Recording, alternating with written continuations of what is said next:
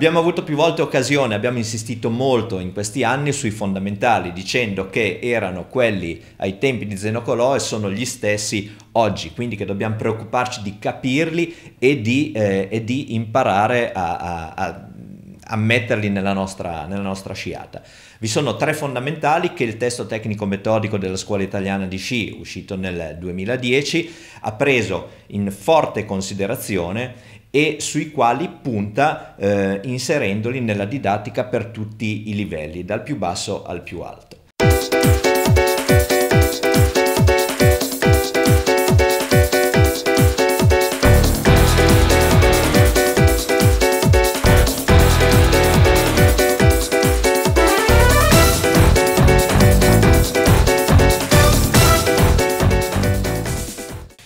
Una cosa molto importante è conoscere i fondamentali e riuscire a sciare facendo riferimento a questi e non a tante cose diverse. Sono 3 i fondamentali che si prendono in considerazione, sono le inclinazioni, cioè il movimento laterale del corpo verso l'interno di una curva e il ritorno e poi la presa di inclinazione per la curva successiva. Qua siamo nel tema inclinazioni, poi siamo nel tema dell'equilibrio antero-posteriore, cioè del controllo della centralità, e questo è anche un fondamentale molto importante nella sciata, soprattutto ad alta velocità, ma anche nelle sciate di livello più basso. E il controllo delle rotazioni, cioè il fare in modo che il corpo non segua troppo gli sci nel loro curvare, ma che trovi un equilibrio tra un assecondare la rotazione degli sci e un contrastarla, anche perché all'uscita di ogni curva bisognerà essere pronti per uscirne con il corpo, e qualsiasi movimento di rotazione eccessiva nel senso della curva ci metterebbe in difficoltà per l'inversione, per l'ingresso nella curva seguente. Vediamo ora alcune discese a curve ad arco ampio. E in queste discese possiamo concentrarci sul fondamentale inclinazione, vedere come l'inclinazione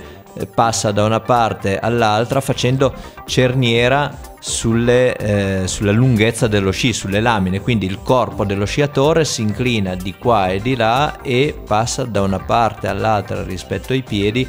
tenendo proprio come riferimento la direzione di avanzamento degli sci ed è quella sulla quale il corpo fa cerniera, inclinandosi prima da questa parte, poi riducendo l'inclinazione, ribaltando e prendendo la nuova inclinazione. Questo è molto importante perché l'inclinazione è quella che ci consente poi di scaricare le forze sullo sci nella fase cruciale della curva. Altro problema e altro fondamentale è la centralità, cioè l'aggiustamento dell'equilibrio antero-posteriore, e il problema più comune tra gli sciatori è quello proprio dell'arretramento. Per riuscire ad ottenere centralità è molto importante portare tutto l'asse del corpo in avanti, cercando soprattutto in ingresso curva di adeguarsi all'aumento di pendenza percorsa dagli sci, perché gli sci sono di traverso al pendio quando chiudono la curva e sono sulla massima pendenza quando sono a metà curva. E quindi è molto importante fare in modo che le spalle siano sempre in avanti e che il corpo uscendo da una curva sia proiettato in avanti verso la pendenza, verso il vuoto.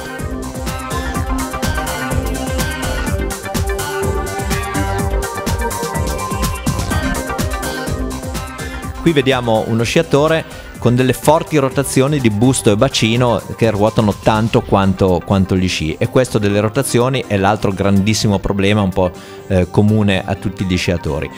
Bisogna riuscire a creare un'autonomia, una dissociazione tra la direzione che prendono i piedi nel chiudere la curva e il tronco che invece rimane più orientato verso la discesa, mentre i piedi finiscono di girare. Quindi il tronco non deve andare a girare dietro e tanto quanto i piedi.